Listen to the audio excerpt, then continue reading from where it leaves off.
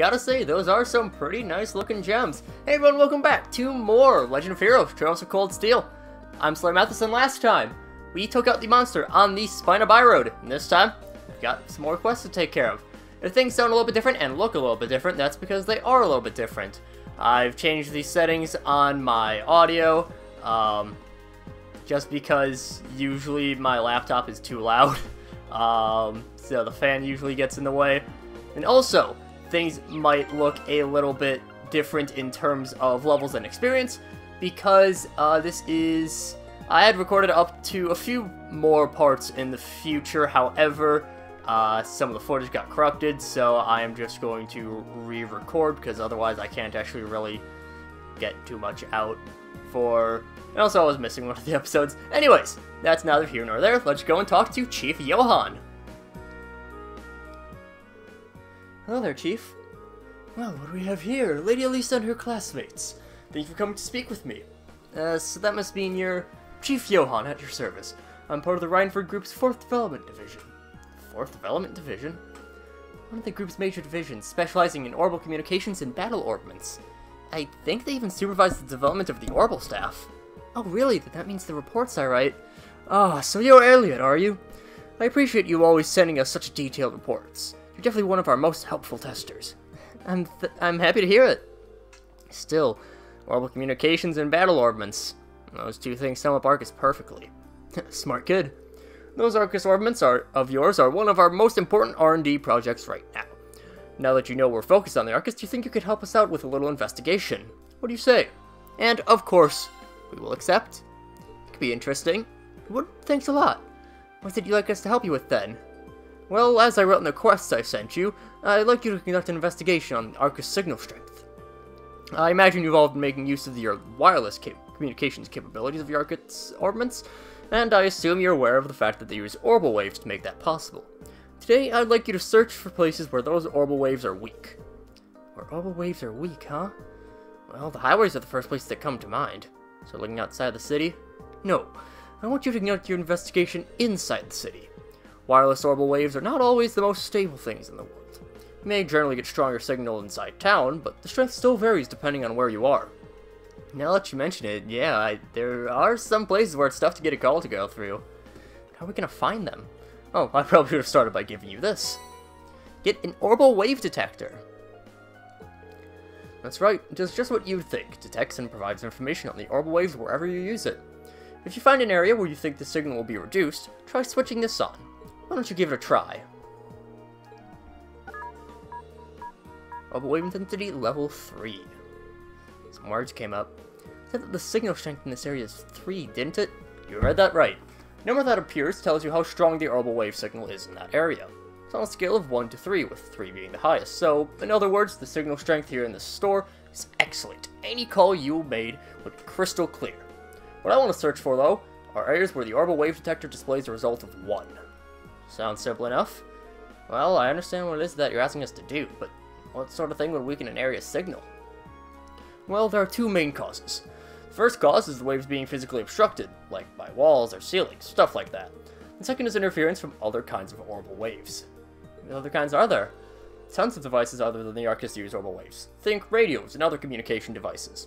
Some orbments give off orbital waves too, but it's really just a negligible amount.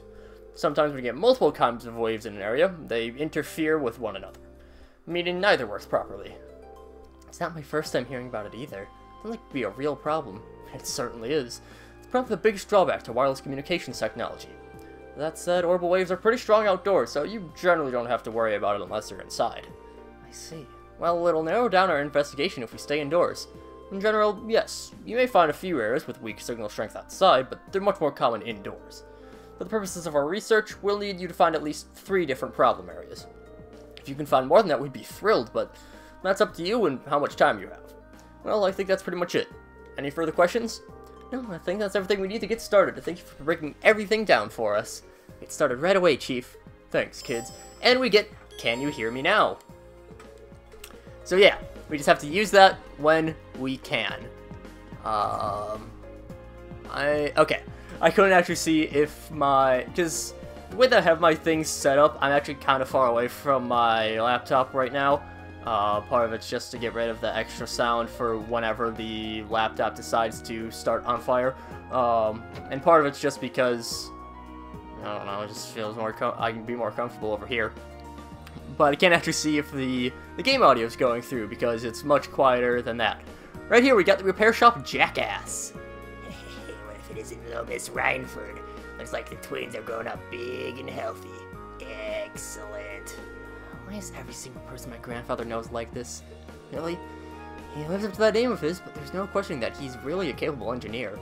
Even if all he does to say is run this junk shop. Hey, it's not a junk shop, it's a repair shop. Though I suppose it don't matter what you call it.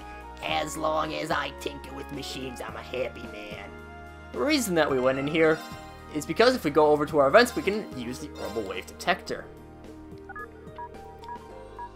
And we get an intensity of 1.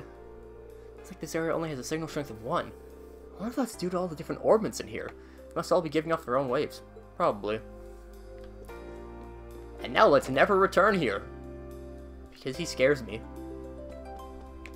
And the fact that I did that voice, at least, the way it sounded in my head, it sounded as intended, which is not good, but, you know what I'm trying to say. Maybe. You might know what I'm trying to say.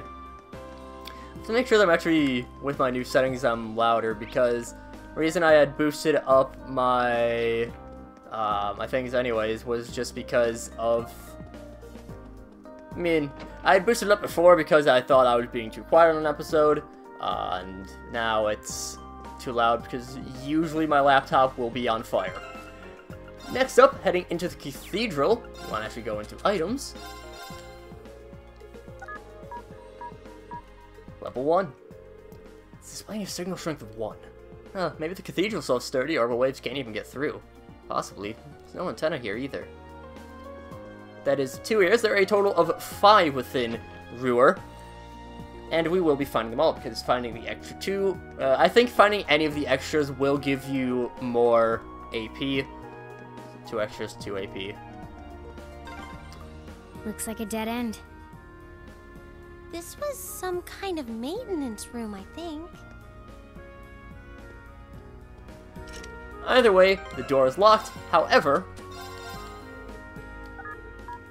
level 1. Level 1. It's weird. You wouldn't figure a weak signal would be a problem outdoors. Yeah, I guess something must be obstructing the orbital waves anyways. How we found this area? It would have been easy to miss. So that is all of the ones that we... Well, okay. We don't...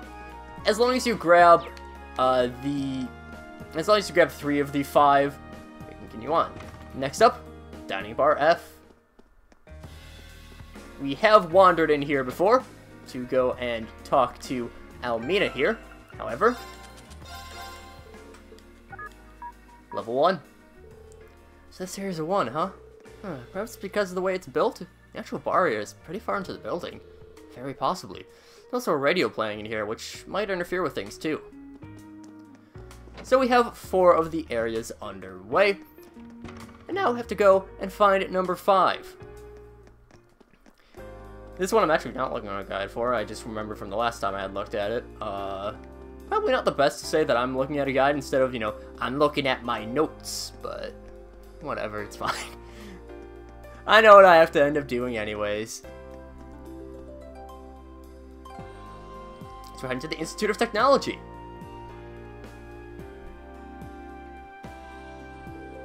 So this is the Roer Institute of Technology. I had a request from someone here. It's a famous university and research institute. A lot of the country's brightest technicians studied here. A lot of them scooped up by the Rhineford Company after graduation. They've offered George some pretty sweet deals to encourage him to apply after he graduates. Jellicoe's orbital bike was originally being researched here too. I think George has mentioned that before. Sounds like they got all kinds of cool stuff in development here. What are we waiting for? Let's go in. Right. We can pop in, we can see where our story quest is, and we can also see that we can ignore it. Level 1. Hey, signal's pretty bad here. That's because the researchers used orbital waves in their experiments. It's hard to say for sure. Alright, we found 5 different areas now. Not bad considering we were told to stop at 3. Can't imagine we'll find any more though. Maybe we should go back and report all these. Once you get that message, that is it. There are no other areas with 1. You might find some with 2. But it's really not that big of a deal. Just need to go and find those. Unfortunately, the escalators do not work the same as they do in Xenoblade. Mainly because we can't jump. Finished your investigation, I take it? Yes, we did. I'd like to give our report. I see, so all in all, you found 5 different areas with a signal strength of 1. Looks like they all have low signals for different reasons, too. This data will be invaluable in furthering our research. You done excellent work today. I really owe you. Not at all. All we did was walk around town, really. We're glad to have been of service. By the way, I couldn't help but wondering while we were on our little jaunt. If we're in an area with a signal strength of 1, does that flat out mean we won't be able to make calls out on Arcus? Nah, you should still be fine. What's the problem then? The problem is, this has to do with the orbital net, doesn't it? Got it in 1. Should have guessed you'd figure it out. For the less technically inclined, what does that mean? Well, I can't pretend to be an expert on it myself, but what we've done today is taught you that orbital waves can be unstable by virtue of being wireless, right? Plus, the amount of data you can transfer wirelessly is less than you can transfer through a wired connection to begin with. As long as you're just transferring voice data through orbital waves, low signal strength isn't a huge problem. But if you're transmitting more complex data, like the text or picture files on the orbital computers of the Academy, the low signal strength would pose a problem, correct? So in other words, you're trying to increase the amount of information you can transfer wirelessly. That orbital net thing, or whatever you called it? Exactly. The orbital net has only just started to gain traction here in Arabonia. The Epstein Foundation in particular is making a lot of progress with their research on the field. There's even a project under which to connect Le Mans State and Crossbell State with a wireless network. So we can't exactly sit on our hands here. That's where this data you've gathered comes in. We're sure to put it to good use. I'd be honored if you did. Kept you long enough. Here's your reward for a job well done, and we get Ancient Glyph. Good luck with whatever you've got left. I really appreciate what you've done for me today. It's our pleasure. Now, I believe... Just trying to remember things. Yes, okay. So, pretty sure, at the end of last part, I had made some of those high-end quartz, and they are not here now. That's because of the changes that I had to do with the whole, you know, having to record this again. It wasn't too far ahead. You might notice that a few of the more recent videos have been a little bit screwy. Something's up with my Elgato. Sometimes it's very choppy with the exports, and that just really screws up with the video editing, but whatever, it's fine. I can just re-record it again. I wasn't too far ahead. Judging by those uniforms, you're all students, aren't you? And you look kind of familiar, too. Students from Thor's military academy. You're the Rado who sent in a request for us. No, so you're students from Thor's. Of course. No wonder your uniform looked so familiar. That's the academy George goes to. To be honest, I'm a bit uneasy about leaving this to you, but you look pretty strong, so hopefully it'll work out. I figured George would have connections here. Still, gonna go out on a limb and guess that if you're worrying about how well we'd clean up in a fight, must be a dangerous job. Kinda, yeah. Let me explain what I'd like you to do. You've heard of Professor Schmidt, right? Your name does sound familiar, yeah. Professor G. Schmidt, I believe. He's one of the leading disciples of Professor Epstein, the father of the orbital revolution. He's a really famous scholar in his own right. He followed in Epstein's footsteps, and his work helped popularize orbitments. Indeed, he's generally spoken of as something of a living legend. Professor Epstein also had 2 other famous students, Professor Russell and Professor Hamilton. Their names tend to crop up together quite often in the orbital sciences. Yeah, I doubt there's a researcher out there who isn't familiar with those 3 and their work.